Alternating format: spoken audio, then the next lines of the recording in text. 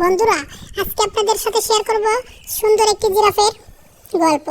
যে গল্পে জিরাফ তার বাচ্চাদের নিয়ে খুব সুন্দরভাবে বনে বাস সুখে শান্তিতে ছিল এবং সে তার বাচ্চাদের জন্য একটি সুন্দর কলা বাগান তৈরি করে।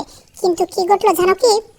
হঠাৎ করে একদিন এক বানরের দল তার কলা বাগানে আক্রমণ করে এবং তারা সমস্ত কলাকে নষ্ট করে ফেলে। আর এটা দেখে জিরাফ মনে খুবই কষ্ট পায়, সে হতাশ হয়ে যায়। সে হতাশ হয়ে বনের রাজা সিংহের কাছে নালিশ জানাতে যায় এবং সে সিংহের কাছে নালিশ জানায়।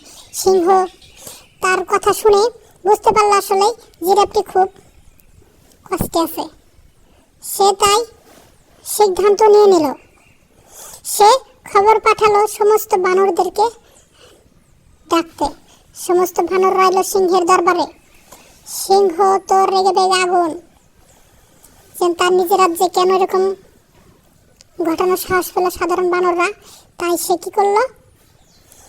বানরগুলোকে কঠিন শাস্তির সম্মুখীন করলো। সে সমস্ত বানরকে শাস্তি দিয়ে দিল। এবং এভাবেই গল্পটি কিন্তু এখানে শেষ হলো। এরকম ইন্টারেস্টিং সুন্দর সুন্দর মজার মজার গল্প পেতে আমাদের সাথেই থাকুন।